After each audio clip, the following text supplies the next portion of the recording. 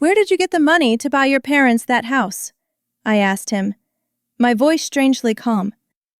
Ethan looked at me and smiled, the very smile that once made me believe the whole world was safe. From us. Just 3 words, but in that moment, I heard something shatter. Not a glass, not my heart, but my faith. I still remember it was lightly raining that day. Judith, my mother-in-law, opened the SUV door and shrieked like a child. "Our dream house! Finally a reality!" My father-in-law held up his phone, filming, while Ethan took my hand and said, "The one on the left is ours. The one on the right is for my parents." I stood between the 2 identical houses. The wind whipped across my face, carrying the scent of fresh paint and the stench of betrayal. No one knew that the money for both houses had been siphoned from my son's college fund. That night I sat alone in the car, the rain tapping on the glass like a missed heartbeat. Ethan was sleeping peacefully inside, and I held the key, watching it glitter in my palm. It dawned on me then. Some doors open to paradise, and some lead straight to hell. The only difference is the hand holding the key. If you have ever trusted someone so completely that you forgot your own limits, stay with me, because this is the story of a woman who chose not to seek revenge, but to reclaim her own freedom. Please subscribe so you don't miss these true stories, where love, heartbreak, and courage meet. And sometimes, all it takes is one key to unlock your life again. Mornings always began with the scent of toasted bread and the pale golden light spilling onto our wooden dining table. I, Rachel Ward, an interior designer, lived with my husband and young son in a small apartment in Portland. It wasn't luxurious, but it was so warm that it made me think, maybe true peace is all you really need. Ethan, my husband, always said, "We're building our future," or, as he often put it in English, half joking, half serious, "We're building our future, babe." I believed him, believed in that calm voice, in the blueprints he drew for his company, and in the plans he sketched for the dream house. Every morning, while Noah, my son, was still scribbling on the floor, Ethan would smile.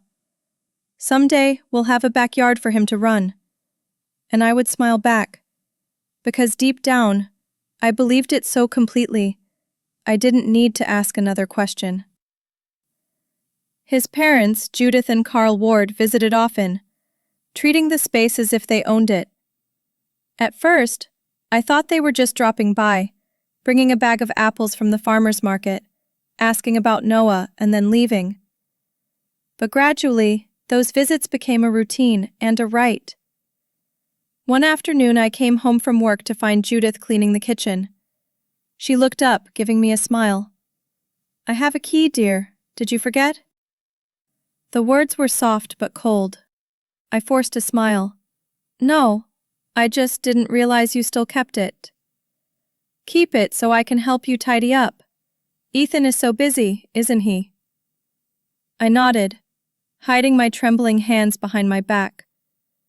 They would open the refrigerator, move the furniture, and pass judgment on every detail of the decor, as if this apartment were theirs.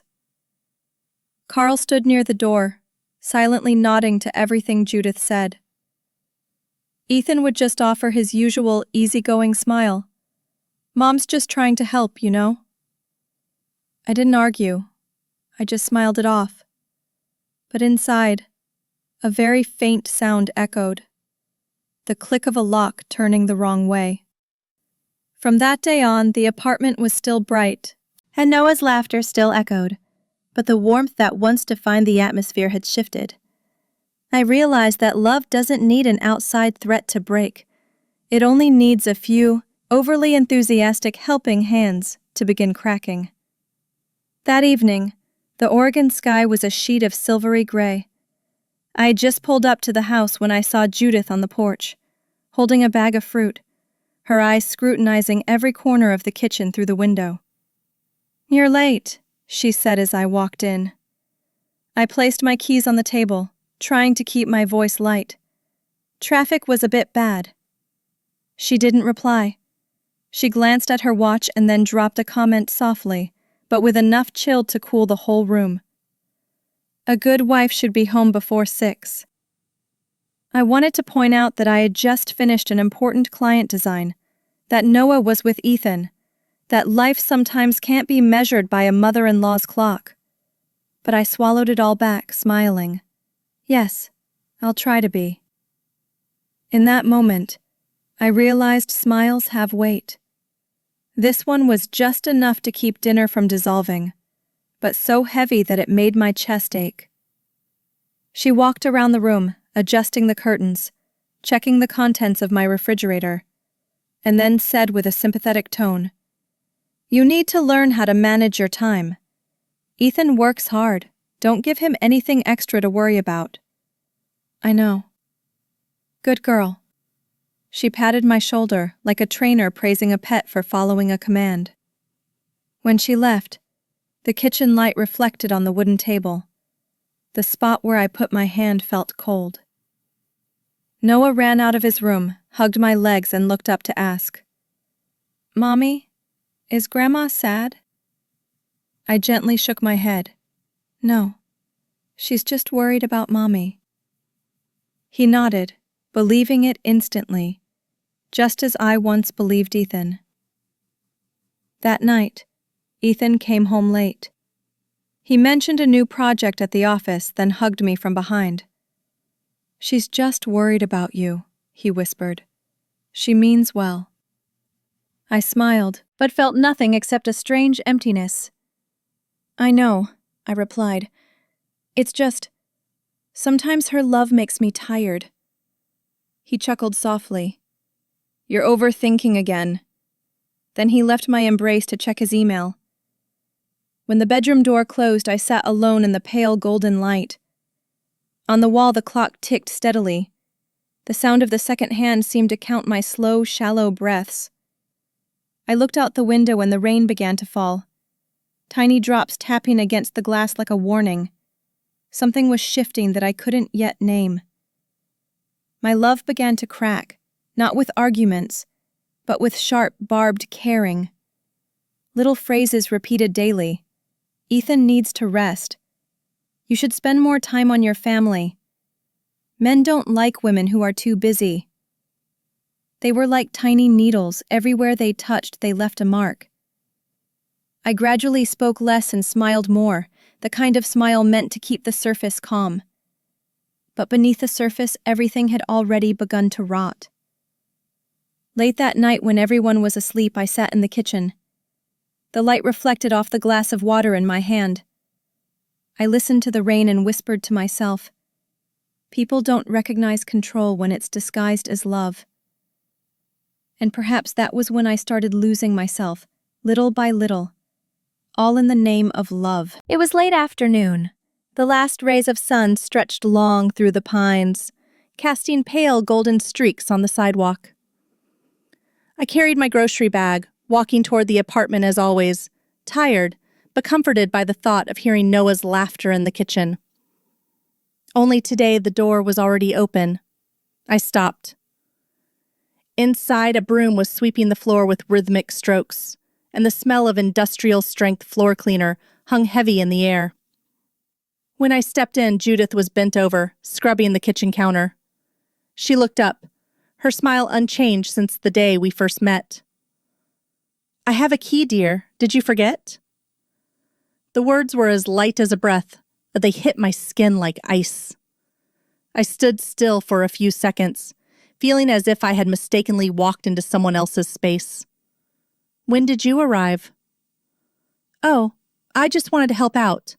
The place was a bit messy, and Noah will be home soon." Her voice was even and gentle, the kind of gentleness that gives you no right to be angry. I put the grocery bag down and looked around. The beige tablecloth I had chosen was replaced by an old-fashioned white lace runner. Our family photos had been moved to a different spot, lined up with unnerving precision. On the shelf, the set of ceramic mugs I bought in Seattle, a little souvenir from our first trip as a couple, was now buried deep in the cupboard, replaced by an old porcelain tea set Judith favored. "Your place looks much neater now, doesn't it?"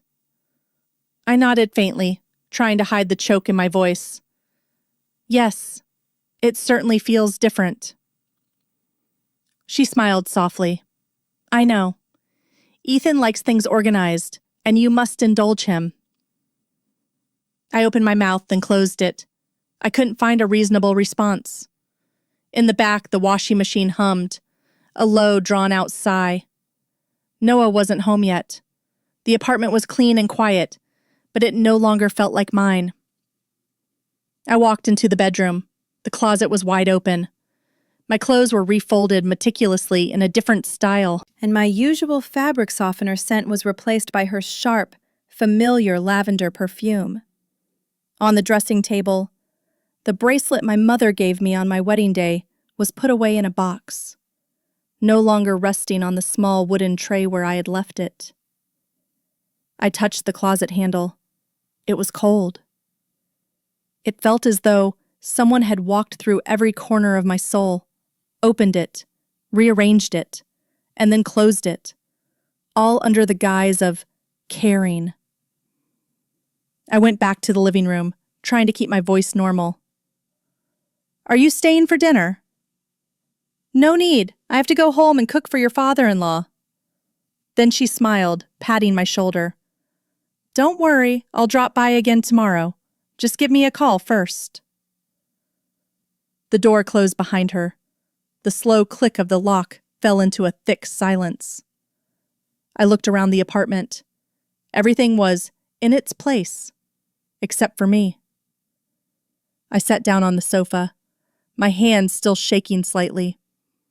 The feeling of invasion wasn't loud or violent. It was just warm, small like a pinprick, but deep enough to make my heart ache.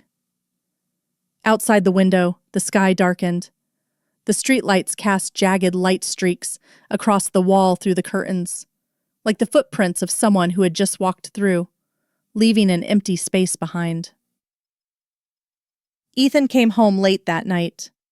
I was still sitting at the dining table, waiting for him as usual. The dinner plate was cooling, and the steam was just a faint mist on the rim of the bowl. He walked in, hung up his jacket, looked around and asked, "Did you eat yet?" I shook my head. I wanted to talk for a moment. He sat down, poured some water, his voice calm. "It's about my mother, isn't it?" I nodded. "I came home and found her cleaning, including my closet." He chuckled, lightly, as if it were nothing. "Mom just wants to help," he said. I looked straight into his eyes, keeping my voice low. "Help who? Her or us?" That question made him pause slightly. Then he shrugged, looking away.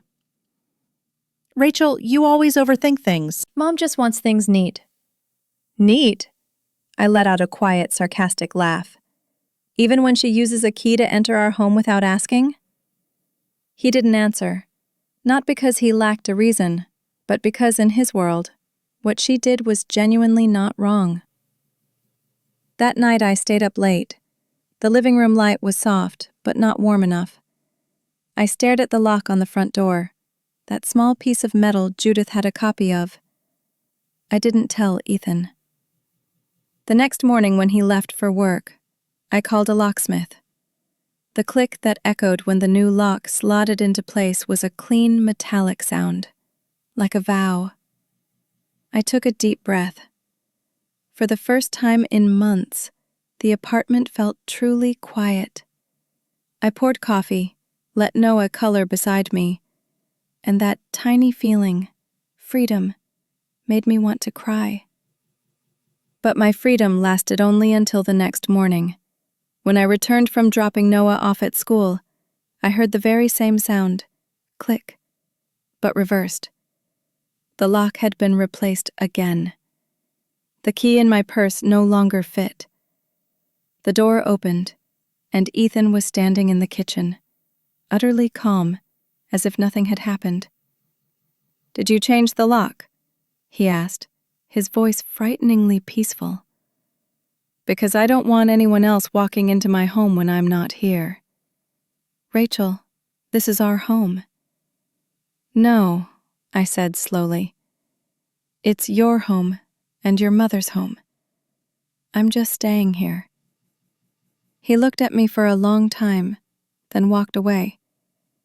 When the bedroom door closed, I heard the click one more time, small, but it resonated deep within my chest. That night I didn't cry. I just sat in front of the door, holding the old key, listening to the clock tick away.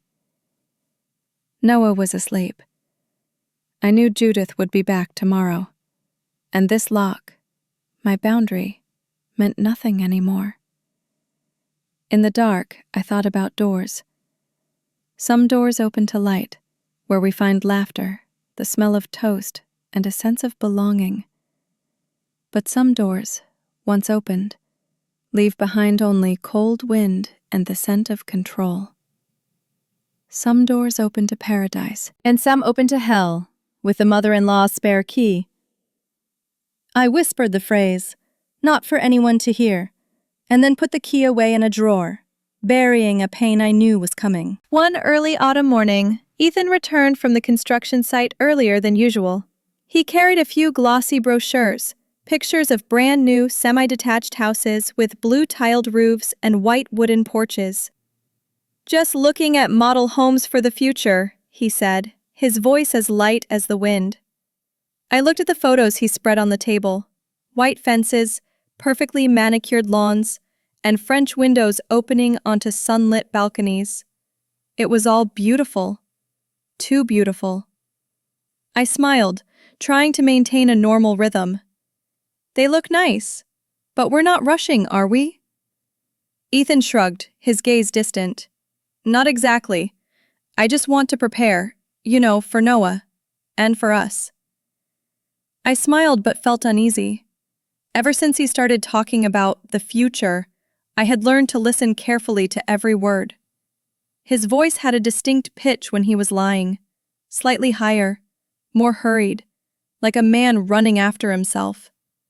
I remembered the last time he used a similar phrase. Mom just wants to help. The result was a replaced lock and a woman with a spare key. When are you planning to go see them? I asked. This weekend. Maybe my mother will come along. She knows these neighborhoods well. I nodded, but deep inside something felt faintly touched, like a healed crack being disturbed again. The day passed uneventfully, but small details in the house began to unsettle me. A folder he quickly hid in a drawer. A few hurried, hushed phone calls he took on the balcony, his eyes avoiding mine when I walked into the room. Then, that afternoon, while clearing the dining table, I saw an envelope fall from his jacket pocket. A bank statement. The sender's name, Riverside Development Fund. I opened it, my fingers trembling slightly. The amount on the statement was enough to buy half of the apartment we currently lived in. But the name of the account holder didn't include mine. Only Ethan Ward. My heart hammered, the sound echoing in my head. I looked down at the paper, the numbers as cold as a steel fence, between two people who shared a bed. When he walked in, I held up the envelope and asked directly, "What is this?" Ethan froze. Just for a moment, I saw a flicker of alarm in his eyes, like a person caught in an act he didn't want anyone to know. "It's nothing," he said, his voice soft as cotton. "Just work documents." "What kind of work requires opening a private fund?" He smiled lightly, placing his hand on my shoulder. "Just a secret. I'll tell you when the time is right." I looked at him. In that instant, I understood that secret was how people created distance without moving a single step. I thought there were no secrets in a marriage. "Don't be so serious, Rachel." He sighed softly, his breath smelling of morning coffee. "Everything I do for us."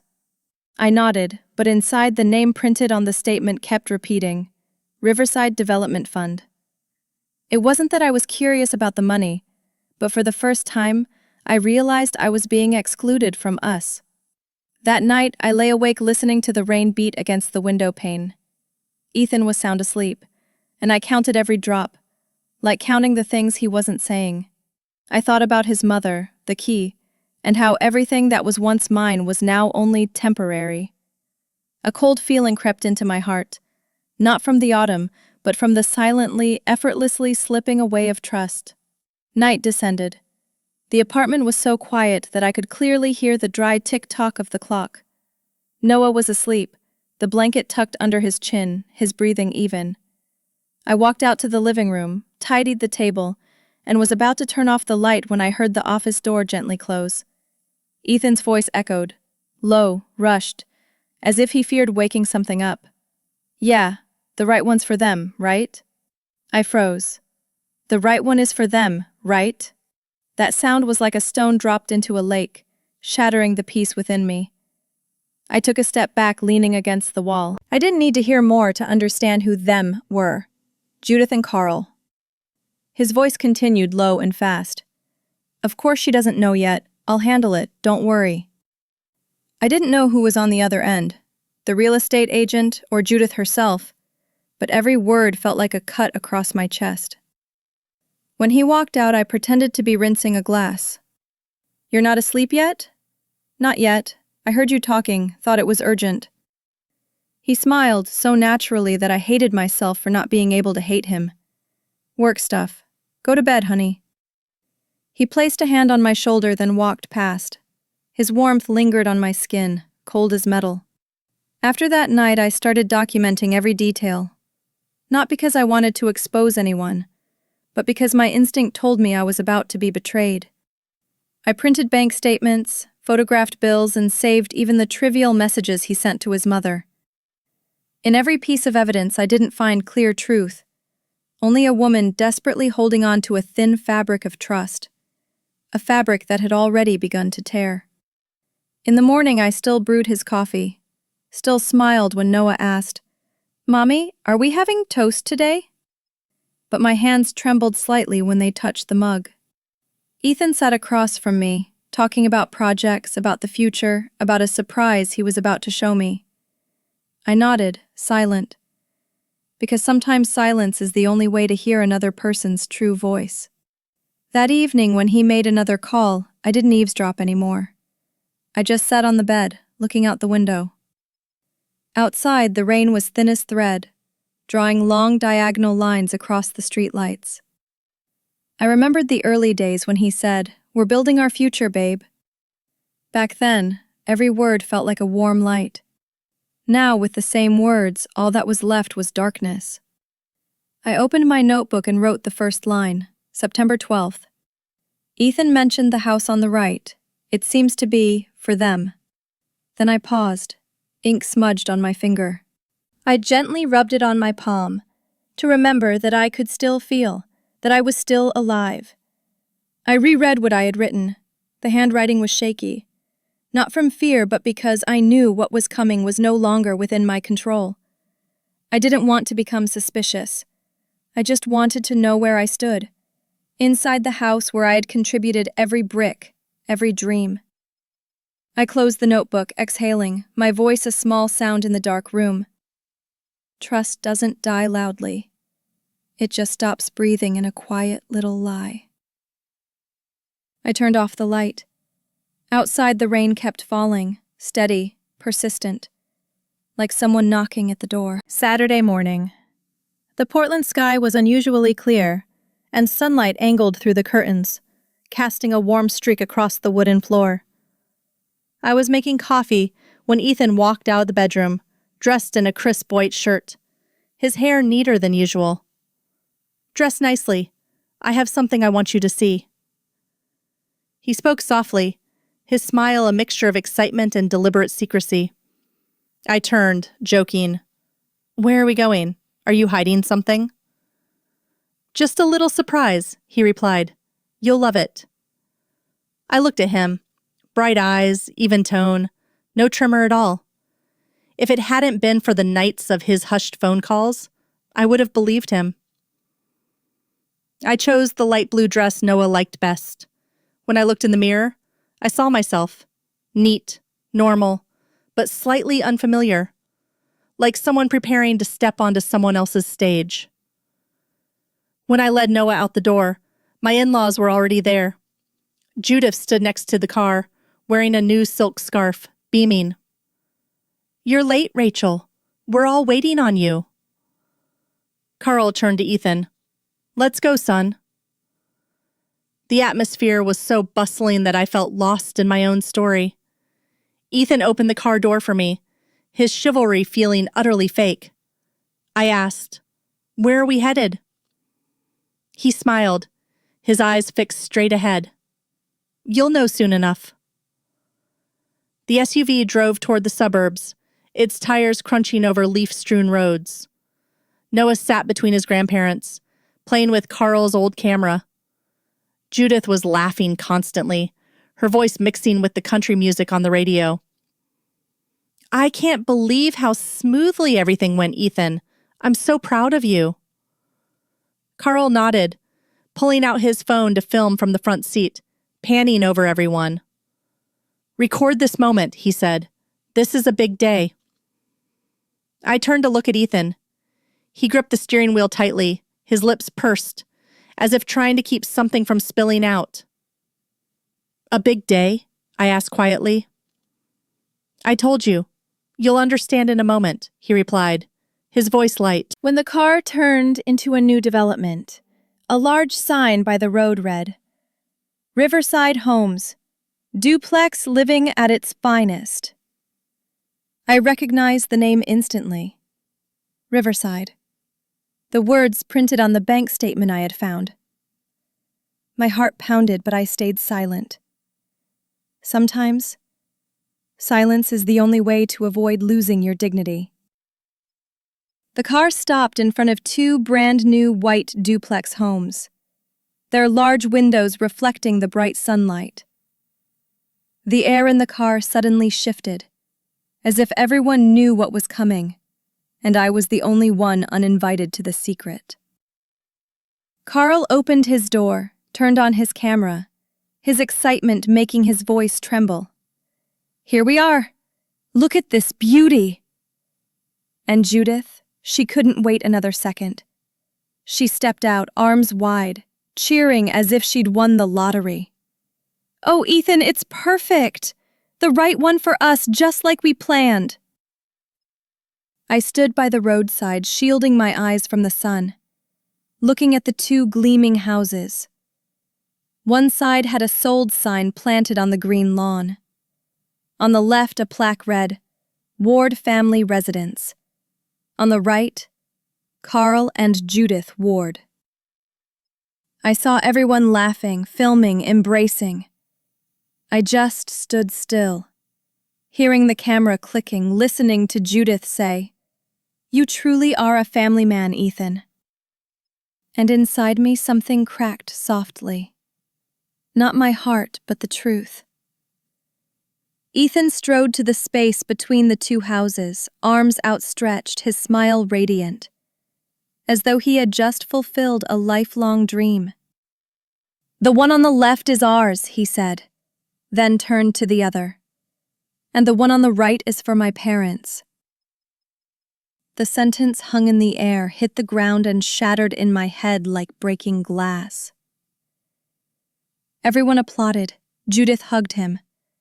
Carl was still filming, his voice shaking with emotion. "Look at this.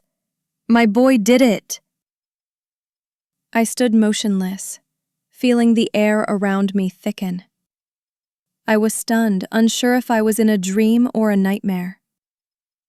Noah held my hand, looking up to ask, "Mommy, is this our new house?" I nodded faintly, trying to hide my icy cold hand. Ethan turned back to look at me, waiting for my reaction, as if expecting me to say, "This is wonderful, honey." But my lips couldn't move. I only asked, my voice hoarse, "Where did you get the money?" He paused for a brief second, then smiled. That faint, slightly proud smile. "From us." I heard every word clearly, like tiny needles piercing my palm. Be more specific, Ethan. Who is us? He shrugged, maintaining the smile. Rachel, it's all family money. Don't make it a big deal. Family money. I repeated it in my head, like a curse. I thought of Noah's savings account, the fund I had set up for him since birth. I remembered the amount, small though it was, representing years of extra work. Every small contract I wrapped up like a gift for my son's future. Ethan, I whispered, my voice unrecognizable. Did you use Noah's money? He avoided my gaze, his eyes fixed on Judith, who was directing the painters. I borrowed it temporarily. I'll pay it back later. With what? By the time we'll manage. Relax, Rach. Relax. I laughed softly, not out of amusement, but from a quiet despair. In front of me, the man who once said, "We're building our future," was now building a house with the bricks of the trust I had given him. Carl called out, "Come on, Rachel, join us. We need a family photo." Judith held up her phone, her voice cheerful. "Smile, dear." I turned, seeing their smiles bright in the sun, a light so beautiful it was cruel. I stood next to Ethan. My body was present, but my mind felt miles away. Everything blurred.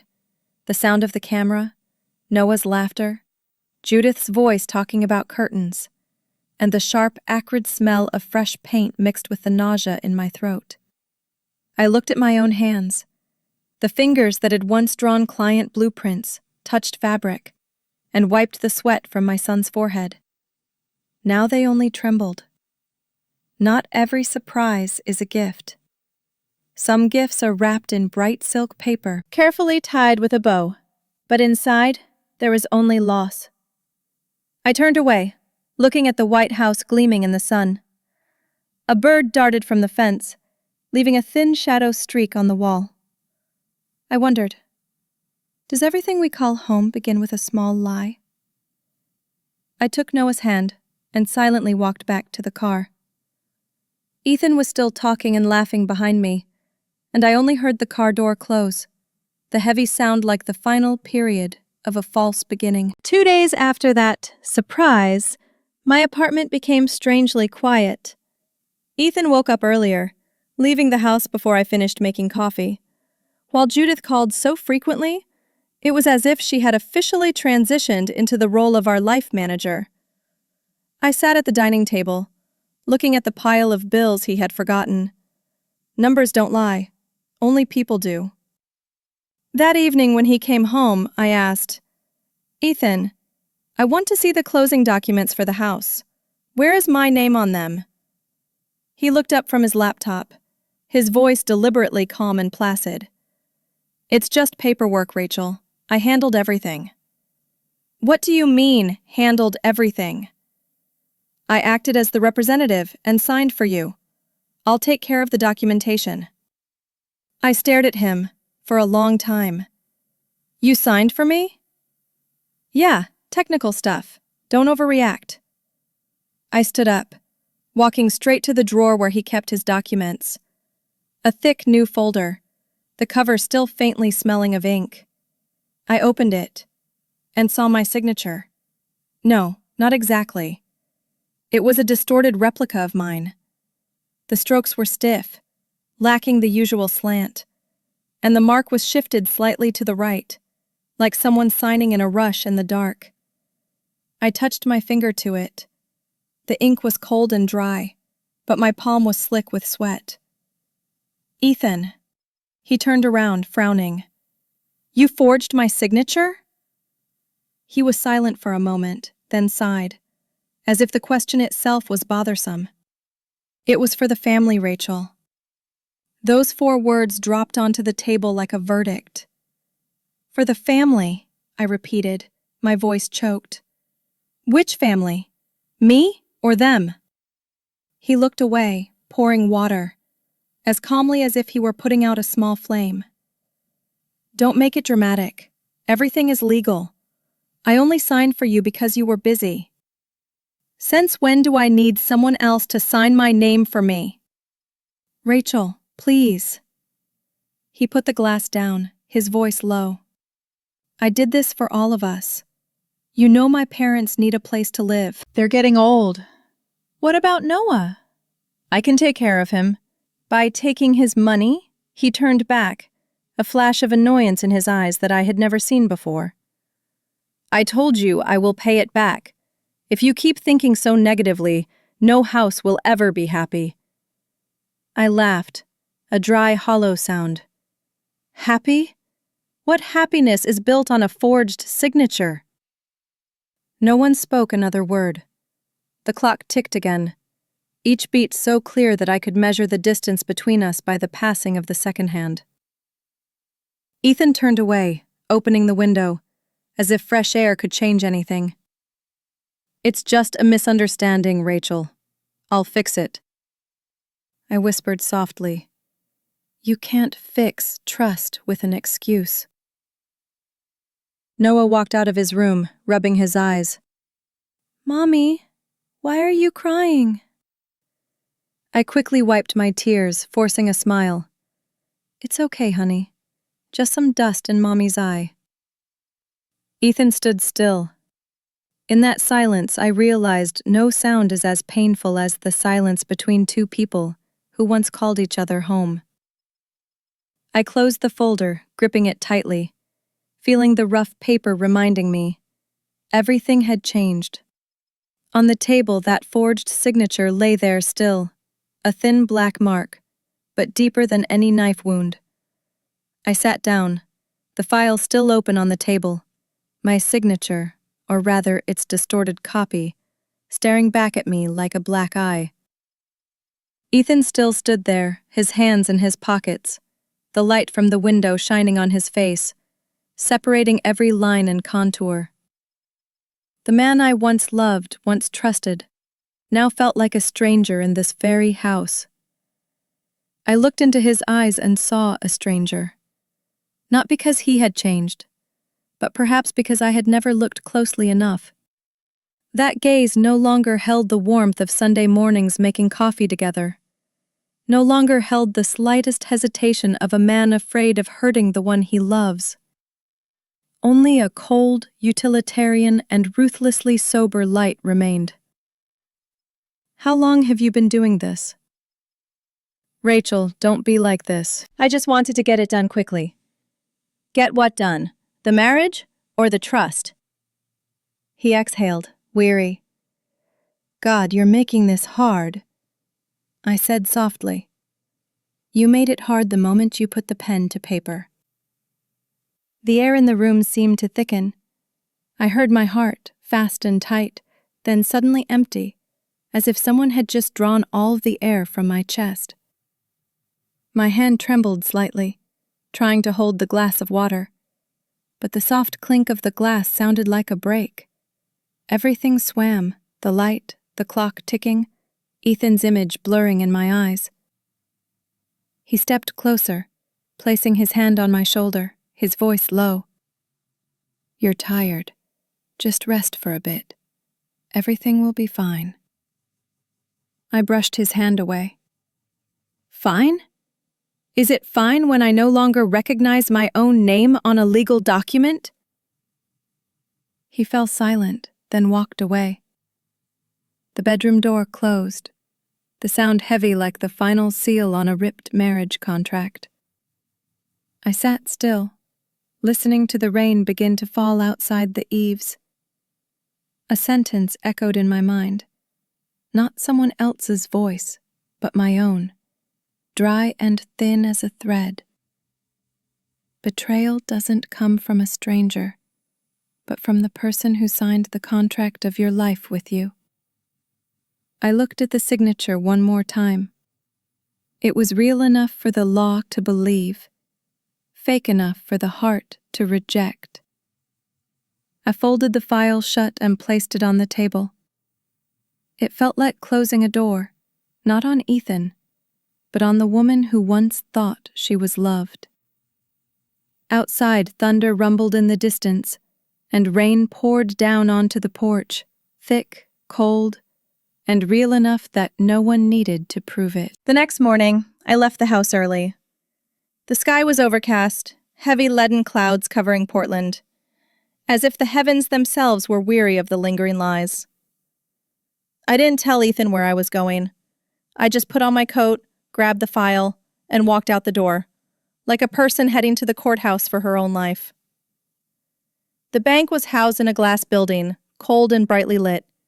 I told the clerk, "I need to verify a transaction under the name Rachel Ward." The young woman in a gray suit smiled, typed a few lines on her screen, and then looked up. "Would you like to confirm the linked phone number?" I nodded. She turned the screen toward me. The number appeared, it wasn't mine. The secondary signatory line beneath it read Ethan Ward. My heart slowed as if someone had gently squeezed it. I asked, "Is this number used to authenticate transactions?" "Yes, ma'am. Every time money is transferred or a contract is signed, the OTP code is sent here." She spoke in a soft, polite voice, unaware that every word was a thin razor cutting through the final layer of trust inside me. I thanked her, signed the confirmation statement, and walked outside. The cold wind hit my face, sharp enough to remind me that I could still feel. I sat in the car, my hands shaking, and opened my phone. Incredibly, a part of me still wanted to find an explanation, a small chance to believe that things weren't as bad as they seemed. Ethan came home late last night, and his phone was forgotten on the sofa. I seized the opportunity, unlocking it with the password he never thought I remembered. The screen lit up, a series of photos in the documents folder. Among them was a picture of my driver's license, clearly showing my face, my signature, and my identification number. I zoomed in, my palms turning icy cold. That photo, he had used it for verification. To make the bank believe I was the one consenting to the signature. To legitimize taking the money, opening the fund, and buying that house. In that moment, all the surrounding sounds disappeared. No more traffic noise, no wind, only the broken sound of my own breathing. I wanted to scream, but my throat was hollow. I wanted to cry, but the tears were stuck in my chest, unable to spill out. I leaned my head against the steering wheel. I cried in the car, but the tears dried instantly. They couldn't fall anymore, as if my heart had been wrung out to the last drop. Outside, the rain began to fall. Small drops hit the glass, trailing into long streaks. I looked through the layer of water, the image of the houses fading, much like my own marriage, a beautiful frame slowly melting before my eyes. In the rearview mirror, my face appeared. A strange woman, eyes swollen, lips stiffened by anger, fear, and no longer knowing what to believe in. I took out my phone and photographed the driver's license image, a small piece of evidence for a monumental truth. Then I turned the phone off and gripped the steering wheel tight. My heart was heavy, but my mind was clearer than ever. Ahead was the dark zone, and I knew it was time to look straight into it. I sat in the car for a long time, until a layer of mist covered the windshield. On the seat next to me, the bank verification paper was still open, the words like sharp needles, authorized by Ethan Ward. The wind whistled through the gap in the door, and the rain tapped gently on the car roof, steady and persistent, like the breath of someone I no longer recognized. I pulled a tissue from the box, intending to wipe my tears, but they were long gone. My fingers tore the tissue into tiny pieces. They fell into my palm, white and crumbled, like late snow. I clenched my hand, gripping the car key tightly, the cold metal indenting my fingertips. That small sound, metal hitting skin, brought me back to alertness. In the back seat, Noah's car seat still had a spot of sticky candy. I looked at it, taking a deep breath. In my mind, I saw the image of my 6-year-old boy with bright eyes and a smile, still innocent enough to believe the world was fair. I wondered, if he asked someday, "Why did Daddy do that, Mommy?" would I have the strength to tell him that love sometimes knows how to forge? I leaned back against the seat, looking up at the car ceiling, whispering, just loud enough for myself to hear. I used to be afraid of losing him. Now, I'm only afraid of losing myself." The sentence came out, dry and real. Because I understood, if I continued to remain silent, I would disappear within my own life. Not by death, but by being erased from every piece of paper, every decision, every memory. Outside, the traffic light reflected on the glass, casting a painful red color onto my face. I looked into my eyes in the rearview mirror. The gaze was no longer soft, but hard, clear, and cold. For the first time in years, I didn't think about how to save the family. I thought about how to protect myself. I started the car. The engine vibrated softly, the familiar sound returning like a heartbeat. On the dashboard, the key gleamed in my palm, the only thing I still controlled. I looked out at the wet road, the rows of yellow lights stretching far ahead. I knew, once these wheels started turning, everything would be different. No longer the wife waiting for an apology. No longer the woman convincing herself that everything will be fine. I was left with only one choice, to stand up. And in the damp cold of the Portland afternoon, I turned on the headlights and drove away from the street that led home. My hands were still gripping the steering wheel, but my heart felt partially lighter. For the first time I began to think about a lawyer, not for revenge, but to reclaim my name, on the papers, in my life, and in this very story. The next morning, a thin sunlight managed to pierce the blinds, but I no longer felt its warmth. The house was dead silent. Ethan had already left for work, and Noah was at school. I made coffee but couldn't drink it. The bitter smell made me nauseous. On the table, the stack of bank papers remained, neatly stacked, like an unstitched wound. I picked up my phone and opened my contacts. The name Mara Blake was nestled among names I hadn't called in years. We had gone to college together. I studied design, she studied law. I remembered the Mara of those days, messy curls, sharp eyes, and the habit of speaking her mind with cutting clarity. I dialed. "Rachel?" Her voice was low, slightly husky, and familiar. "How long has it been?" I let out a short breath. "Too long." "What happened?" I paused for a second, then said, "I'm calling Mara, the college friend who is now a financial lawyer. I need help." Mara didn't ask further, only said, "What did he do?" I told her, slowly, clearly, every detail as if reciting the final report of my own life. The forged signature, the verification phone number, the driver's license photo, the duplex, Noah's money. The line was silent. Then Mara's voice came through, sharp and decisive. "He committed a crime." The phrase was short but heavy, like a hammer blow hitting the wooden table. I swallowed hard. "Do you have proof?" I looked around the house. The receipts, the statements, the photo on my phone, even the email fragments I had secretly forwarded from his machine to my address. "Yes, and I will get more." My voice was low but steady. For the first time in months, I heard my own sound again. No longer trembling, no longer pleading. "Rachel," Mara said, "keep everything. Do not confront him directly, and under no circumstances let him know you're talking to a lawyer." I nodded, though she couldn't see. "I understand." "He committed identity fraud, using your personal documents. If we have the evidence, we can file a case." "File a case?" I repeated, the words sounding audacious. "Yes, not for revenge, but to protect you and your son." I sat down, still holding the phone. In the dark glass of the screen, my face was reflected, pale but sober. The light outside shone on my hair, creating a thin, bright outline.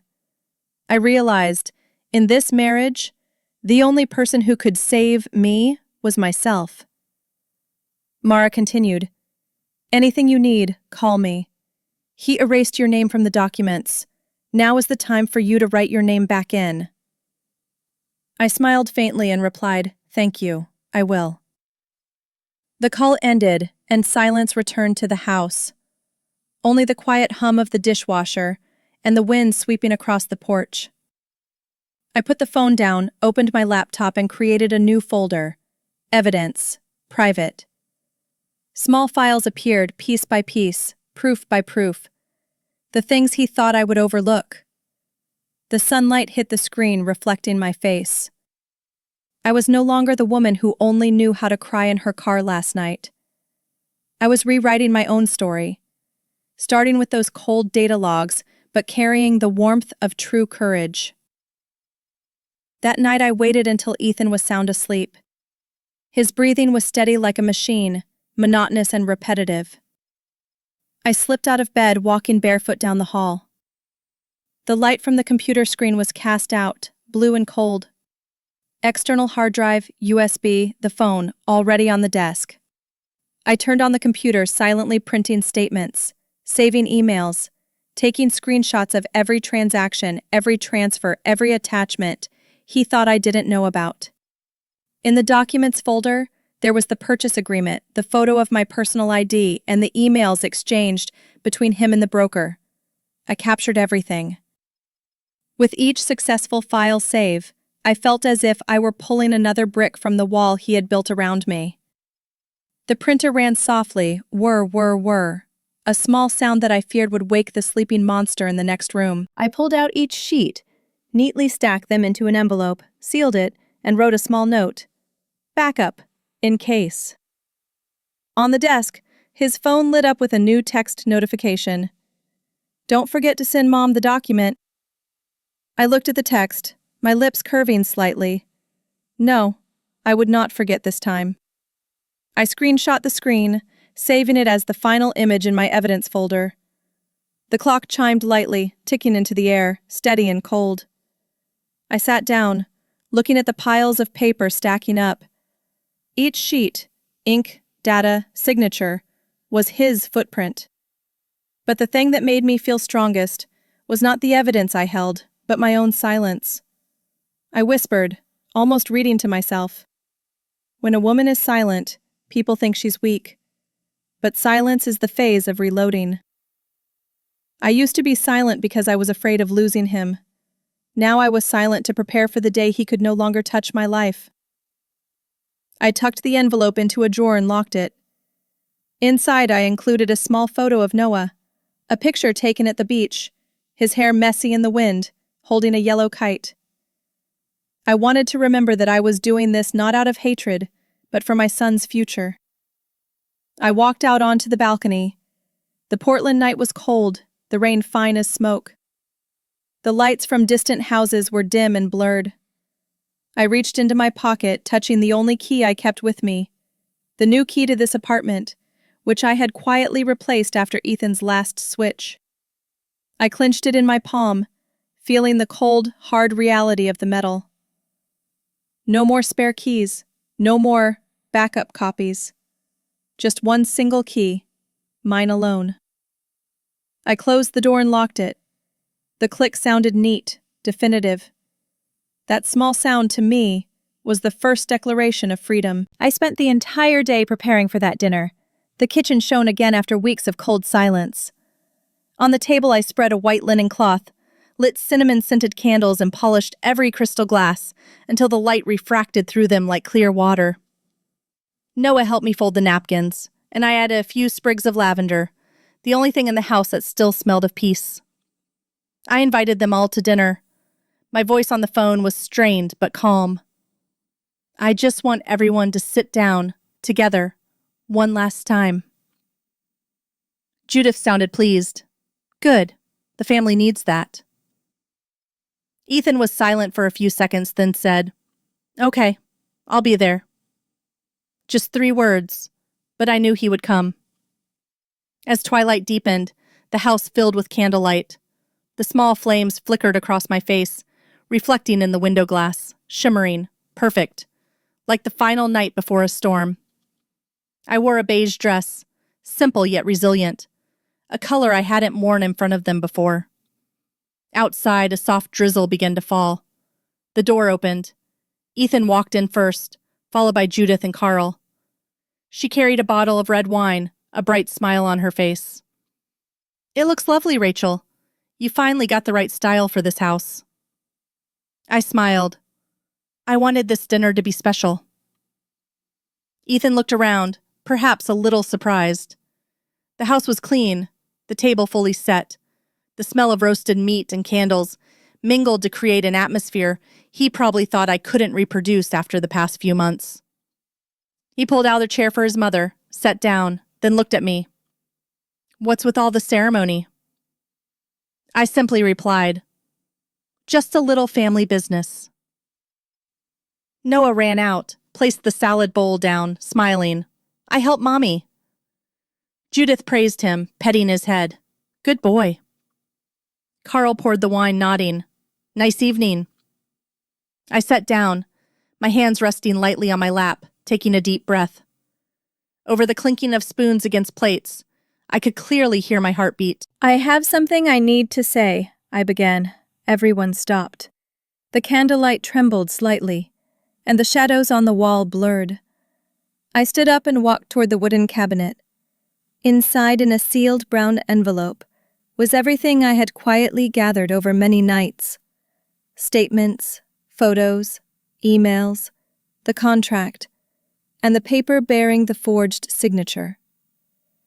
I turned back and placed the envelope on the table. The sound was faint, small, yet louder than any words I had ever spoken. Ethan looked at me, frowning. "What is this?" I didn't answer immediately. I just opened the envelope flap and pulled out the stack of documents. The evidence I had guarded with my life. The candlelight reflected on the paper. The black ink stood out against the white background. I turned them over, one by one, slowly, letting the light clearly illuminate each sheet. The photo of my driver's license, the bank statement, the mortgage agreement. Ethan's name covered the pages, while mine appeared only once, in the false signature. "Rachel, what are you doing?" Judith asked, her voice sharp, mixed with confusion. I looked straight at Ethan. "You know well enough. We're just looking at what you signed." Carl put his wineglass down, the tiny clink sounding like thunder in the dining room. No one spoke another word. The house was still bright, but the light was no longer warm. The candlelight flickered, reflecting on every face. Judith's, taut with anger, Carl's stunned, and Ethan desperately trying to hold on to a semblance of calm, but his hand was clenched white. I placed the stack of papers down on the table, took a long breath, and looked directly at them. My voice was low, slow and unwavering. "I have already filed my report." The sentence echoed, light but clear, like a pebble dropped onto still water. Ethan flinched. "What did you say?" "I have submitted everything to my lawyer. The transactions, the signature, the license photo, the accounts. The police will be in touch soon." Judith shot up, her voice screeching. "Are you insane, Rachel? This is a family matter. Why would you involve the law?" I looked at her and smiled, a smile I didn't know I still possessed. "Because in this very house, your family's law was used to cover up a crime." Ethan slammed his hand on the table. The wine glass tipped over, spilling red like blood on the white cloth. "God, Rachel, you don't understand. My mother just—" "I understand. Perhaps better than you think." I tilted my head, my voice dropping lower. "When you signed my name, you didn't just betray this marriage. You committed fraud." No one moved. Only a moment of utter stillness, so thick that you could hear the hiss of the burning candles. Then, the small clink of a fork hitting a plate, tiny, but sounding like a gunshot. Carl had accidentally dropped it while trying to put his glass down. Judith dabbed her mouth with a napkin, her hand shaking. Ethan remained seated, his eyes fixed on me, as if the person he was looking at was not his wife but a stranger who had just ripped apart his deepest secret. "Do you think this will make you happier?" he asked, his voice strained. I replied calmly. No, but at least I will be able to sleep peacefully. Outside, thunder rolled in the distance, passing over the roof like a heavenly warning. The room sank back into silence, with only the candlelight shimmering on the walls reflecting 4 people sitting around a table, each one suddenly feeling strangely small. Noah peeked his head from upstairs. "Mommy, why is it so quiet?" I looked up, my voice soft. "It's okay, honey. Everything is fine now." He looked around, then retreated to his room. I knew that would be the last time he would see us all at the same table. Ethan bowed his head, clasping his forehead, silent. Judith turned her face away, trying to hide the tears that fell, whether from regret or fear I didn't know.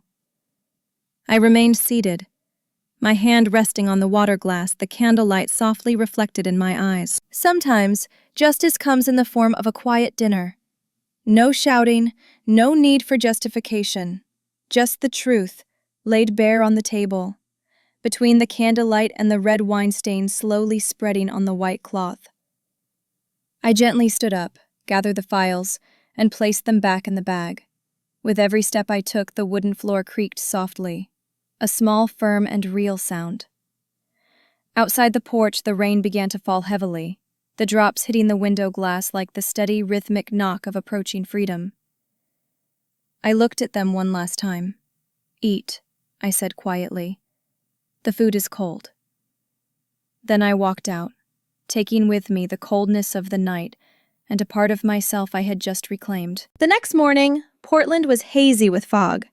I woke up early, cleaning the kitchen that still held the faint smell of wine and spent candles from the night before. The tablecloth still bore the red stain, the dried wine looking like a pale blood stain. The house was silent. Ethan hadn't left yet, but I could hear his footsteps in the hall, heavy and hesitant. I was rinsing a glass when a knock sounded at the door. 3 knocks, firm and decisive. I looked up, and through the misty glass, I saw the silhouettes of 2 men in blue uniforms standing on the porch. My heart slowed, but not out of fear. I opened the door. The younger officer slightly inclined his head. "Mrs. Rachel Ward?" "Yes." He nodded faintly, took out an ID card from his jacket pocket, his voice level and professional. "We have received a report regarding financial fraud." Behind me, the sound of a glass hitting the floor was dry and sharp. Ethan stepped out, his shirt half unbuttoned, his face pale. What's going on?" The older officer looked at his notepad. "We need to speak with Mr. Ethan Ward regarding transactions related to the Riverside Development Fund." The space froze. Judith hurried down the stairs, her voice trembling. "There's a mistake. This must be a mistake." Ethan turned to me, his eyes a mix of fear and plea. "Rachel, say something. Tell them it's a mistake." I stood leaning against the doorframe, silent. In the dim light, I saw the face of the man who had once shared every meal, every plan, every small dream of the future house with me. Now, his entire future was contained within a sealed file folder. Ethan stepped forward, stammering. "She misunderstood." He pointed at me, forcing a smile that broke midway. "Rachel tends to take things too seriously. It's all a misunderstanding." The officer looked at him, offering no reply. He flipped through a few pages in his file, then said, "We are simply following procedure, sir. We need you to come to the precinct for a statement." Ethan swallowed hard. Judith rushed over, grabbing his hand. "No, they can't do this. This is a private matter. Ethan, say something." As for me, I just stood still, my hand resting on the door, the cold from the metal transferring to my skin, reminding me that I was still here, still real. The police read him his basic rights, their voices even, without any extra emotion. Ethan interrupted. "I have a lawyer. I will explain myself." He turned back to me, his eyes red. "Rachel, you're destroying this entire family." I looked at him, my gaze as calm as a lake after a storm. If I felt anything then, it was emptiness. No hatred, no love, just a quiet exhaustion. Behind me, Noah's voice echoed from upstairs. "Mommy, who's knocking?" I answered softly, my voice strangely composed. "It's all right, honey. Everything will be clear now." A moment passed, long as a year. Ethan looked around as if searching for an escape in the very home he had confidently called ours. Then the officer gently touched his shoulder. "Sir, please." He took a deep breath, then stepped out of the doorway, the cold wind catching the hem of his shirt. The door closed behind them, leaving a void and the lingering scent of unfinished coffee on the table. Ethan tried to maintain his calm demeanor, though his hand trembled slightly. "Rachel, say something. You know I didn't mean any harm.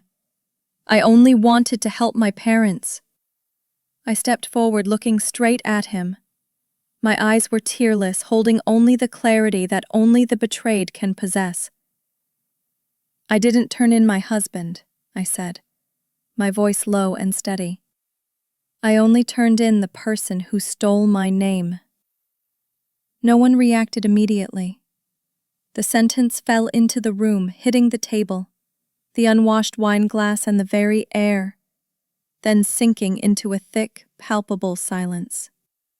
Ethan opened his mouth but couldn't speak. Judith froze, her eyes darting between me and her son. The officer nodded faintly, as if he had heard enough. He gestured for Ethan to follow, while the other approached the door, whispering to me, "Ma'am, we will contact you further if needed." I simply nodded. The door closed. Outside, the footsteps gradually faded, blending into the gentle patter of rain on the roof. The house was quiet again, but it was a different kind of quiet. The quiet after the storm has swept through. I stood there, looking at the faint mud streaks from their shoes on the wooden floor. The only things left in the room were the smell of cool coffee and the dim light from the window. I sat down on the chair, my hands clasped together. For the first time in months, I felt my breath clearly, not shallow, not rushed, but real. A slight shiver ran through me. I didn't know if it was from the cold or from the realization that everything had truly ended.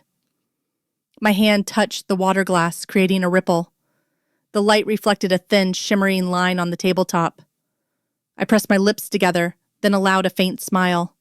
A sad smile, like when one finds something lost but no longer intact. A victory without joy.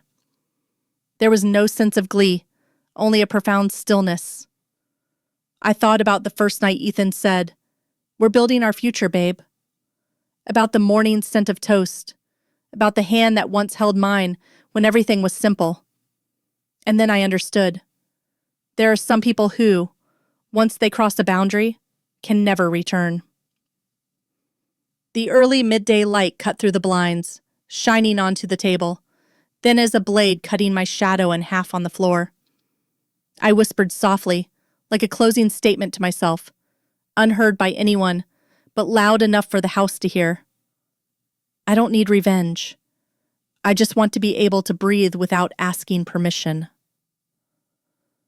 The sentence echoed in my mind, quieter but stronger than any declaration. Because it was the first time in my life I realized freedom doesn't begin in a courtroom, but in the moment you dare to stand up and call the truth by its name. I walked toward the window and parted the curtains. Outside, the rain had stopped. The street was wet, reflecting the silvery gray sky and the first few patches of sunlight breaking through the clouds. I gently opened the door and took a deep breath. The damp, cold air rushed in, carrying the scent of earth, the scent of freedom, the scent of a different beginning, and in that moment, I was no longer afraid. The weeks that followed dragged slowly, like winter in Portland. The house that was once noisy now held only the sound of the wall clock, each tick reminding me that the storm had passed, but the scars remained. Mara helped me clear my name from the mortgage and recover the funds for my son. Everything took place in her small, bright office, cold and smelling of new paper. "We've successfully removed your name from liability," she said, her voice calm but with an underlying warmth. I nodded, holding the confirmation document, my fingers tracing the line. Rachel Ward, released from liability. My name, for the first time in months, appeared legally, correctly, no longer borrowed, no longer forged. Mara looked at me, half smiling, half serious. He will lose almost everything. Are you prepared for that? I was silent for a few seconds. I don't want him to lose. I just don't want to continue being taken from. Ethan never called. No text messages, no apology. Only news I heard from afar. The duplex being foreclosed, accounts closed. The company temporarily halting operations. The police did not detain him, but his file was under investigation. And worst of all, he lost the trust of the very people he spent his life trying to please. Ethan lost his home, his reputation, and the faith of his own parents. Judith didn't come to see me, but once I overheard her voice on the phone with Mara during the paperwork process. I didn't think she'd dare to do that. I always thought Rachel was the stubborn one. I listened, saying nothing. Some words reveal themselves without any need for rebuttal. Carl came to the bank once, meeting Mara to sign over his portion of the assets, his face tired, his eyes unfocused. When he walked past me, he stopped briefly, his voice hoarse. The boy brought it on himself. You don't owe us an explanation. I simply nodded, not entirely in agreement, but because there was nothing left to add. Their family, once tightly knit, now turned away from each other, shattered like broken glass. No explosions, just fragments scattered everywhere. Meals where no one spoke, messages left unanswered, and the word us that no one had the courage to say again. One afternoon I drove past the duplex development where everything began. The two houses still stood there, but the doors were closed, the curtains drawn heavily. On the sales sign, the word foreclosure was boldly printed, like the final punctuation mark of a misdirected dream. The wind blew through, carrying the scent of old paint and dampness, the smell I once tried to assign the meaning of the future. I stood there for a moment, my hand touching the cold railing. It felt like looking at an old version of myself, the one who believed that love could fix every wrong. Now I knew. Not every love is worth keeping, and sometimes justice comes not to destroy, but to make space for a deep breath. I left the apartment on a pale blue morning, not fleeing, but moving out, taking my son and my peace with me. Noah sat in the back seat, clutching his old teddy bear, asking softly, "Mommy, where are we going?" I smiled through the rearview mirror. "To the ocean, honey. Somewhere Mommy can breathe." The car rolled slowly down the street once filled with memories, now only silent. The house behind me stood still, like an old photograph, no longer painful, just blurred. No one came to see us off. No goodbye was needed. The door closed, softly, like the final period of a finished chapter. In the coastal town, I rented a small house with a blue-tiled roof and white-painted walls. The smell of salt permeated the air, and the distant sound of the waves was steady, like a stable heartbeat after a storm. Every morning Noah and I walked along the sand. He collected seashells, and I relearned how to breathe, slowly, deeply, owing no one an explanation. In the living room I hung up a few small paintings, then opened the old wooden box I had carried from Portland. Inside, nestled among a few photos and a legal confirmation paper, lay the old house key. The silver key, worn shiny at the edges, the thing that once opened the door to the old apartment, and the symbol of the years I let someone else define safety for me. I held it in my palm, cold but real. Noah ran up, curious. "Mommy, what does this open?" I sat down and placed it in his hand. "It doesn't open anything anymore, honey." "Then why do you keep it?" I looked at him, the light from the window shining on his small face. Then I whispered, just loud enough for myself to hear clearly. I keep it, not to remember him, but to remember my own limits. Noah tilted his head, not fully understanding. And I, in that moment, knew that my son would grow up with a different memory. The memory of a mother who knew how to stand up, not with hatred, but with clarity. I hung the old key on the wall, between the window and a picture Noah drew at school. A small red-roofed house by the blue sea. The sunlight hit the metal, reflecting a thin shimmering streak, like the breath of freedom. That afternoon I made tea, placing 2 cups on the table, one for me, one for the years gone by. Outside the waves gently lapped, steady rhythms, a reminder that no storm lasts forever. You only need the courage to step out, to breathe, to live again in your own space. I looked around the room and smiled faintly.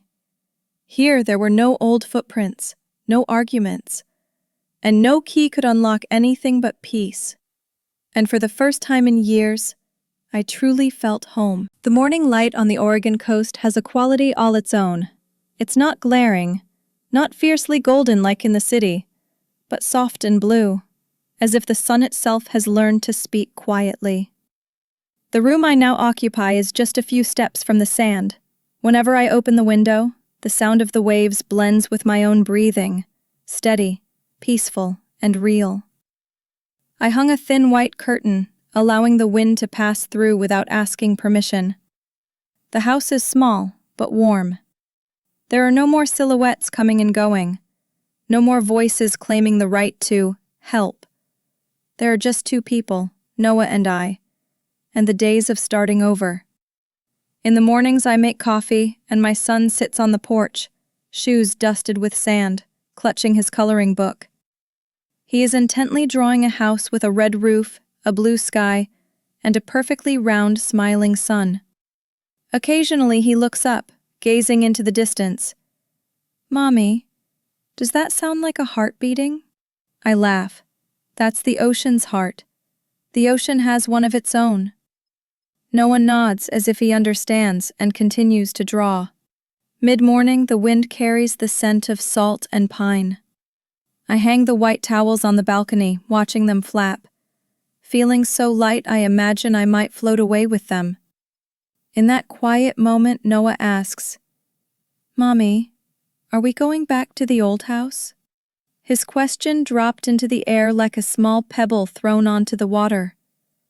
I paused for a moment, not because I hesitated, but because I wanted to choose the simplest words. Words a 6-year-old could understand, and my 33-year-old self could be forgiven by. I walked over and sat down next to him, stroking his hair. Behind us the ocean murmured, the wind whispering through the roof tiles. I smiled, slow and certain, like someone who has just relearned how to speak something held for too long. "No, my love. This is our home now." Noah looked up, smiled back, and didn't ask anything more. He returned to his drawing, adding a brightly lit window, then whispered, "Then I'll draw you inside here." I looked at my son's small hand, the pencil line still clumsy, but I knew. In that picture, I was standing in my real home, for the first time in years. A seagull flew past, its shadow gliding over the wooden table, forming a soft curve on the bright surface. I looked up, and in that brief moment I understood. Freedom is not about leaving. It's about staying where you are no longer afraid. I placed my hand on the window frame. The cold wind pressed against my skin. The salty scent of the sea, the smell of a beginning. No ticking clock, no turning key, no one calling to ask where I was. Only the sound of the waves, like a silent congratulation for someone who has just found her breath again. Noah put his drawing down and ran to hug me. His soft hair brushed my chin, and his breath was warm and steady, like small waves in my chest. I bent down, stroking his hair, sensing the sea salt lingering on his fine strands. The wind blew gently, bringing a chill just enough for me to feel truly alive, not in fear, not in pretense, but in the rhythm of freedom. On the windowsill, The tea still steamed. The heat merged with the wind, dissolving quickly, like all the sorrows that had passed. My son pointed out to the sea, where the water shone like a mirror. "Mommy, why is the ocean so bright?" I smiled softly. "Because it hides nothing in its heart." Noah nodded, sitting beside me, his small finger drawing doodles on the wooden tabletop. A seagull cried in the distance, then vanished into the sky. In that moment, I realized no music, no words, could fully express the peace that now permeated this house. It wasn't empty. It was full of truth, full of breath, full of the small things I had forgotten while living for others. I looked out the window, where the wind made the curtains sway slowly, and whispered, as if only to myself, "Peace is not noisy." It is the morning when you are the only one with the key. That key, the one I hung on the wall, now shimmered in the sun. No longer a symbol of locking down or control, but of boundaries, of choice. I didn't need to keep it to remember anyone anymore. I kept it to remember that freedom has the shape of stillness. Noah leaned his head on my shoulder, murmuring, "I like it here, Mom." I smiled, gently squeezing his hand. No more words were needed, because we both understood. This was home. Not because of the walls, but because of the feeling of no longer fearing its loss. The sunlight fell upon our hands, soft and warm, then spread across the wooden table, illuminating the picture frame, the dried sea salt residue. I looked down and saw that my hands no longer trembled. In my palm there was the salt of the sea, the warmth of my son, and the light I had walked through so many dark nights to touch again. I gently closed my eyes, letting the moment linger. And when I opened them, I saw everything was still here. The waves still singing, the wind still blowing, the sun still golden, only I was different. No longer the woman who once bowed her head for peace, only a woman who knew that peace is not given, but built by oneself, every morning, every breath, every time one dares to open the door and step out. One early March afternoon, the wind from the ocean blew stronger than usual. I was cleaning the yard, picking up the seashells Noah had gathered all week, when I heard a knock at the door. 3 knocks, slow and soft, not the postman nor a neighbor. When I opened a door, I saw Judith standing there. She wore a thick woolen coat, her face drawn, her eyes deep set, and her gray hair windswept. She was thin and tired, a stark contrast to the woman who had once walked into my life with a voice full of authority and control. We stood looking at each other for a long time, in the damp, cold air, listening to the distant sound of the waves. "Rachel," she spoke, her voice hoarse, dry, and so faint I had to lean in to hear. I didn't know they did that." She said they, not Ethan. Perhaps inside her it still required immense courage to name her own son's crime. I didn't answer right away. I just gently widened the door, signaling for her to step inside. The space inside was simple as always. The scent of mint tea, the white curtains softly billowing, and the mild light illuminating the woven rug. Judith looked around, perhaps surprised that such a small house could feel so warm. "It's so different," she said quietly. "You never liked living by the sea." "I do now," I replied, pouring tea, my voice as neutral as if we were discussing the weather. She sat down, cupping the teacup with both hands, the heat reddening her knuckles. I sat opposite her, the afternoon light streaming through the window, dividing her face, half bright, half shadowed. A moment later she repeated, her voice almost pleading, "I didn't know they did that." That sentence made me look up. She didn't use he, didn't use Ethan, but used they. As if she and her son were two criminals, differing only in their level of awareness. I looked at her, my eyes a mix of emotions, both sympathy and caution. I felt for the woman who once believed that control was a form of love, that if she could just tie everyone together under one roof, she would never be lonely. But I was also wary of her, wary of the ways she could make others doubt their own feelings with seemingly warm words. She put the teacup down, her eyes glistening with unshed tears. "I didn't come here to apologize," she said. I needed to see you, to know you're all right." I smiled faintly, though my heart felt a slight wrench. "I am fine, Mom, and I think Ethan will be fine too, eventually." Judith bowed her head, offering no reply. She reached up to smooth the fabric of her coat, a small, lost gesture in the quiet room. Outside, the wind still swept across the beach, the sound of the waves like a distant heartbeat. I looked at her, seeing in her hunched posture a lifetime of building a cage around herself. Part of me wanted to comfort her, but another part insisted on maintaining the boundary I had learned throughout this journey. The room was silent, save for the gentle clink of a spoon against the teacup. I thought, perhaps forgiveness doesn't start with a hug, but with the courage to sit together without resentment. Judith sat still, her hands folded, trembling slightly. She attempted to say something but stopped herself. Maybe there were too many things between us that words could not explain.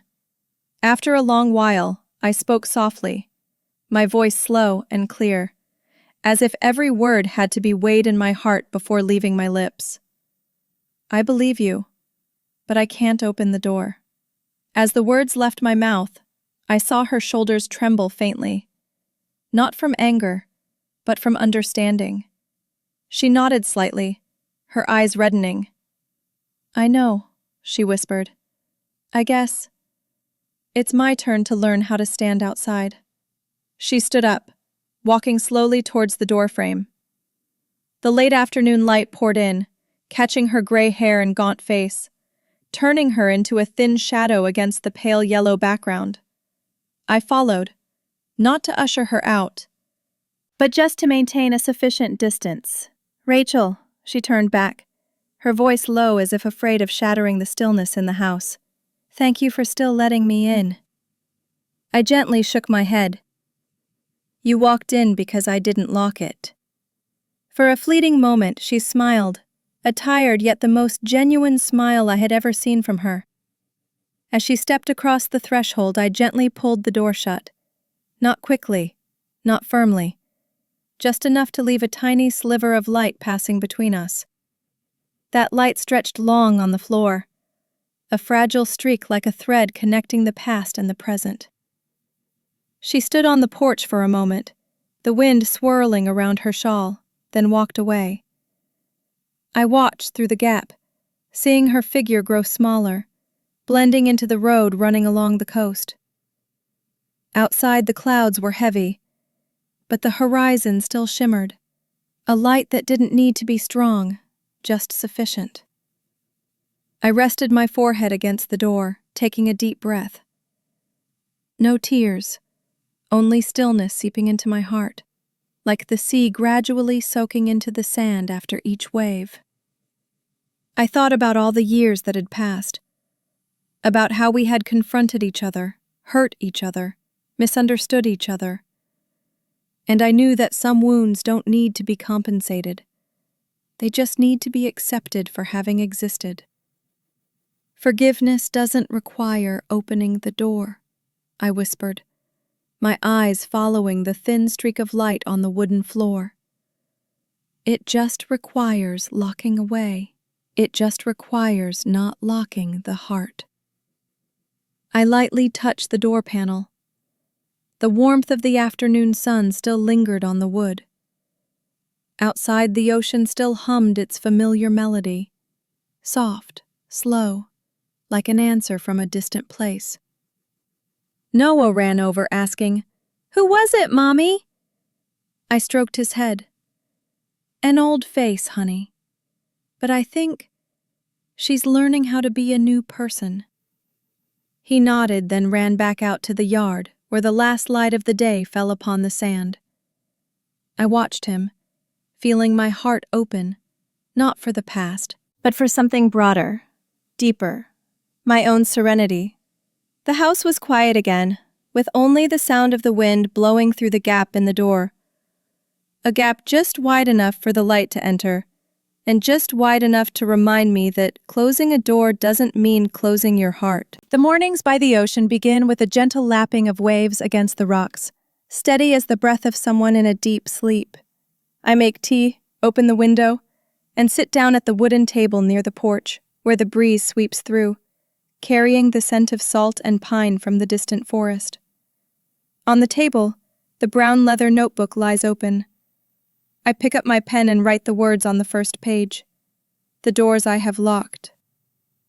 Each word flows out slowly, not to recount, but to release.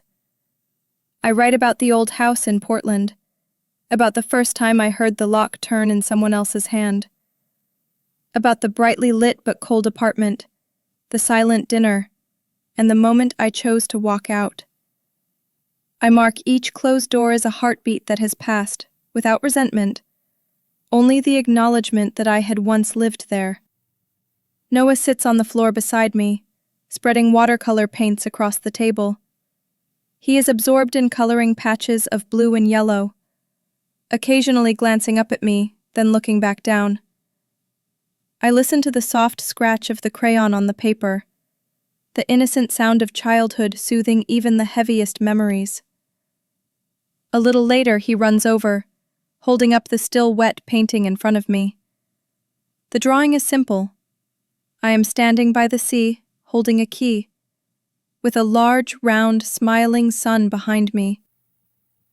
The waves in his painting are not gray but blue mixed with pink, as if the world has never known the concept of pain. "This is strong, Mommy," Noah says, his voice firm. I look at the painting, then at my son, his eyes clear, trusting absolutely like the morning light. I let out a soft laugh, but my throat tightens with emotion. "You think I'm strong?" "Yes. You're not scared of the ocean, even though it's much bigger than you." I was silent for a moment. Sometimes it takes a lifetime to hear a sentence so simple. A sentence that makes every effort, every wound, suddenly meaningful. I place the painting on the table next to the journal. On the paper, the ink is still wet. The words I just wrote now blend with my son's drawing, like two parts of the same story. I stroke Noah's hair. My heart is light as water. Out on the horizon, the sun rises higher, its light sweeping across the floor through the window frame, reflecting onto my hand in the painting. The sound of the waves, the wind, my son's laughter, all blend into a single harmony, the stillness that is growing within me. Noah puts the painting down, his hands stained with blue and yellow paint. He looks up, his eyes bright like the morning water, waiting for my answer. I look at the painting again, the woman standing by the sea, her dress billowing in the wind, raising the shimmering key high. In his eyes, the image is named strong, but in my heart it means something different. I smile faintly, placing my hand on his shoulder. "No," I say, my voice soft yet steady. "This is Mommy knowing fear, but still opening the right door." Noah tilts his head, not fully understanding, but nods anyway, as if a child's heart can feel what an adult's language hasn't yet spoken. I look at his hand holding the brush, small, warm, and slightly trembling. I remember myself years ago, standing before the door of the old house, also trembling like that, except back then I didn't have anyone by my side to say, "Mommy, just open it, I'm here." Outside, the wind blows through the window. The curtain lifts and falls, rhythmic like the breathing of the house. I place the journal back on the table, turning to a new page, and write a short line, not for the past but for the present moment. Strength is not the absence of fear, but the courage to keep moving despite it. I finish writing, looking out at the sea. The sky is gradually brightening, the gentle waves rolling onto the shore like a wordless piece of music. No more arguments, no more turning locks, no more voices speaking for me. Only the still sea view, the wide sky, and a warmth gradually spreading in my chest. I pull the wooden chair closer to the window, letting the light flood in. Noah sits on the floor, softly humming a song he learned at school. I close my eyes, letting the wind and the waves merge. Somewhere, in my imagination, a soft piano melody begins to play, the tempo slow, each note falling softly like dew, neither sad nor joyful, just the sound of acceptance. I sit still, my hand resting on the journal, my heart slowly letting go of everything that once weighed me down. What I have locked, what I have lost, and all the things I cannot reclaim, all lie behind the door that I no longer need to open. Because out here the wind is gentle enough, the light is warm enough, and I am calm enough not to need any other reason for my existence. When I open my eyes, I see Noah dozing beside his drawing frame, the brush still in his hand. I stand up, gently covering his shoulders with a thin blanket, and look out at the sea once more. The light reflects off the water, glittering like 1,000 tiny mirrors greeting the dawn. In that moment, I understand. True stillness is not the absence of sound, but when all sounds resonate harmoniously within your heart. One morning in May, there was a white envelope in the mailbox outside the porch. No return address, just one hastily scrawled word. Rachel. I picked it up. The paper felt slightly damp. Perhaps someone had held it for a long time before letting go. I brought the envelope inside, placing it on the table, staring at it for a long moment like someone observing a strange artifact. Something inside me still trembled, not from fear, but from the realization. A part of the past still knows how to find its way back, even though I had moved, changed my number, and locked every door. I opened the letter. Ethan's handwriting appeared so familiar I could hear his voice in my head. Just a few short lines. I lost everything because I thought I was right. I always thought providing for the family was love, and I forgot that a family cannot be built on lies. I don't expect forgiveness. I only hope you know. I understand now. I put the letter down, looking at the words that were darker where someone's tears had fallen. It could have been his, or perhaps the tears of a person who realized they had gone too far without a way back. In the small house by the sea, the morning light streamed through the curtain, shining on the thin paper, making it glow like something about to vanish. I stood up, walked to the cabinet and retrieved a small lighter, a tool I rarely used, only to light candles on cold, windy nights. I lit it. The small flame caught the edge of the paper. The letter curled up, blackened, then burned silently.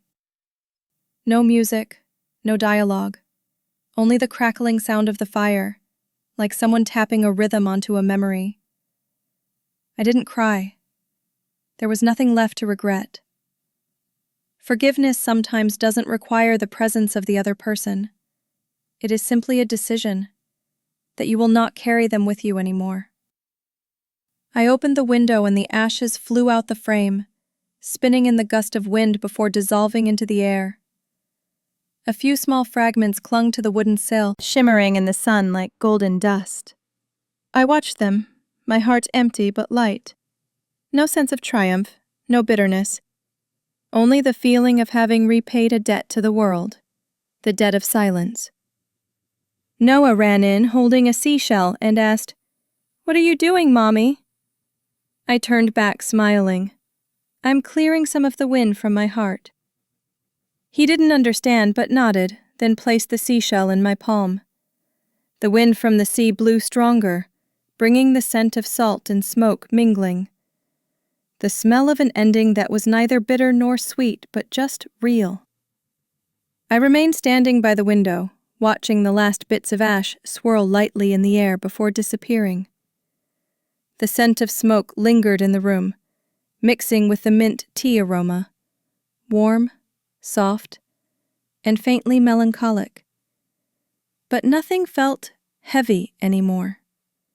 My emotion was light, not triumphant, just peaceful. Like when a storm passes, leaving the sea flat and white clouds drifting silently overhead. I turned back to the table. Where the paper once lay, there was now only a thin silver-gray layer of ash.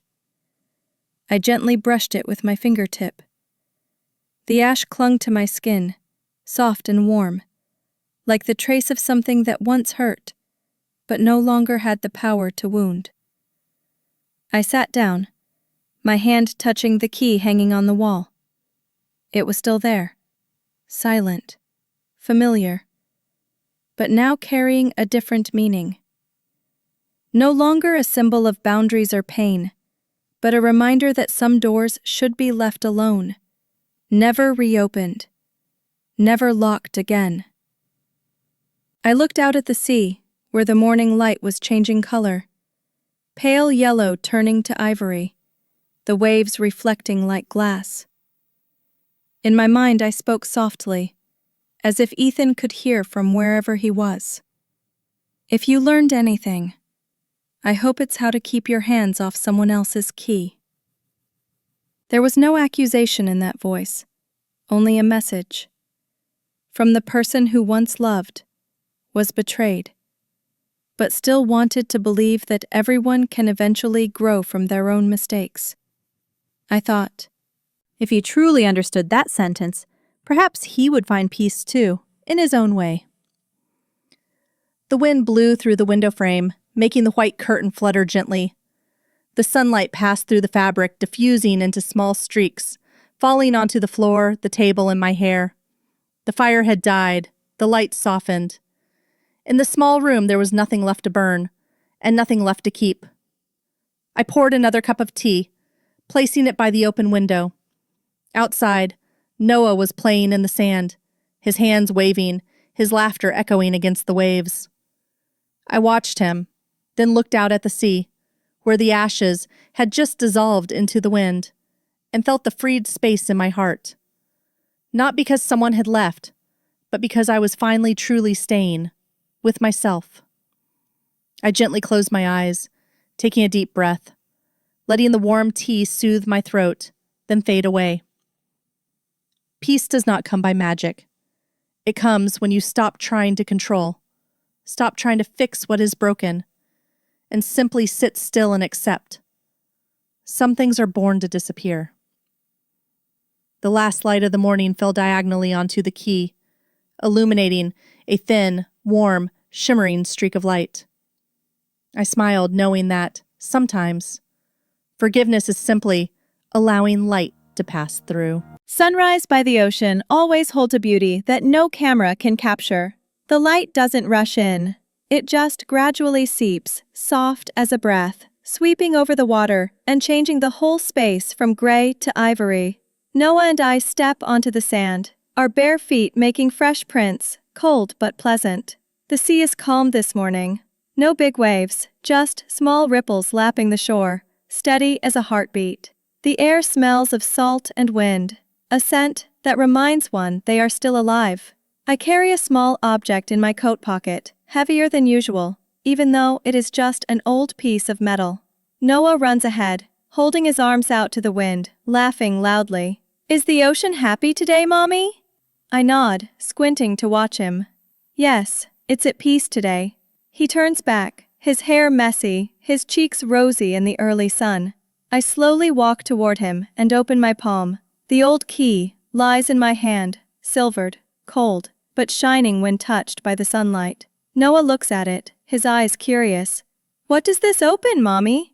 I kneel down to his level, so the wind doesn't obscure my voice.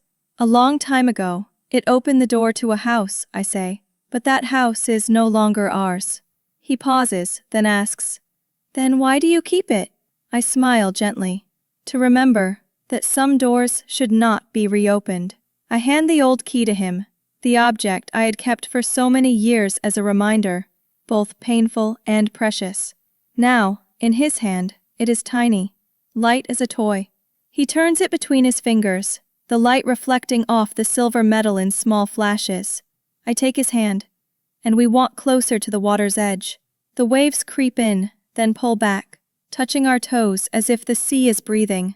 I speak, my voice low, but clear enough for Noah to hear. Let it go. Let the ocean keep it. Noah looks at me and nods. He closes his eyes, gently clenches his hand around the key, then opens it. The small object falls, touches the water, creating a ripple that spreads, small, then vanishes. I watch, my eyes fixed on the spot where the glittering light just disappeared. The wind subtly shifts direction, blowing back against my face, cold but pleasant, as if the sea is sighing, saying, "I will keep it for you." A wave washes up, touches my ankles, then retreats, taking with it a little sand and the footprints we just made. Noah looks down at the water, whispering, "It's gone." I nod, holding his hand tighter. Yes, and I think it's exactly where it belongs. We stand there for a long moment in silence. No one says anything more. The sky gradually brightens, the wind softens, and I realize some goodbyes don't need tears. Wind and light are enough. Noah still looks out at the sea, where the water shimmers with light, his eyes narrowed against the breeze. After a moment he turns to me, his voice small but clear, just as when he asks questions beyond his years. What if Daddy comes back? The question falls between the sounds of the waves, making my heart clench. I sit down next to him, my hand touching his small shoulder, the coolness of the morning dew seeping through my fingers. It takes me a few seconds to answer, not with logic, but with what I've learned after everything. When you have your own key, no one can lock you in anymore. Noah looks at me, his brown eyes reflecting the sky. I see in them a young belief, a spark I once lost, now coming back to life, in the form of my son. He presses his lips together, then gently nods.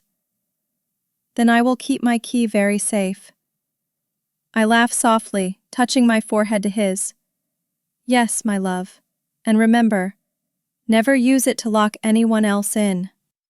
We sit there, in the soft golden morning, listening to the waves, the wind, and my heart slowly opens, wide enough to hold even the things I lost. No more hatred, no more fear, only gratitude, for being brave enough to leave, and clear-headed enough not to look back with resentment. I stand up, brushing the sand off my dress, taking a deep breath. The wind carries the scent of salt, cool and pure. I look out at the horizon, where the sea meets the sky, with no boundary line, just a vast expanse of light. In my heart, a voice speaks up, light as the wind, yet firm as a vow. I didn't run away, I just refused to stay. The years that passed are no longer a series of mistakes, but a journey home, a return to the woman I once forgot. The one who knew fear, knew love, knew pain, but also knew when to stop when her heart was depleted. I look down at my bare hands. No wedding ring, no tied memories, only tanned skin and the warmth of my son's hand. Noah runs toward the edge of the waves, shouting, "Mommy, look!" I follow his gaze. The key has sunk into the water, but the morning light reflects through the waves, creating long streaks of light like silver threads dissolving. For a moment it glints, then disappears. No sound, only freedom. I close my eyes, letting the wind touch my face, letting the sound of the waves wash away the old sounds lingering in my memory. Behind me, the small white house appears, peaceful and real. In front, the ocean, vast, unpromising, but honest. Noah runs back, hugging my legs. Now the ocean has its own key, right, Mommy? I laugh, stroking his head. Yes, and so do I. We stand there, hand in hand, the wind threading through our hair, the sun slowly rising. Every ray of light pouring onto the water is like a greeting, as if life is opening another door, this time without a key. I take a deep breath, and as I exhale, I know. Everything is where it should be. The old door has closed, and I, finally, am free. Here is the final concluding section, written in the voice narrative style. If you have ever loved someone so deeply that you lost yourself, and then one day were forced to learn how to walk away, know that you are not alone. Rachel's story is not just about betrayal, but about awakening. The moment a woman realizes that true love does not require you to shrink so that someone else can grow bigger.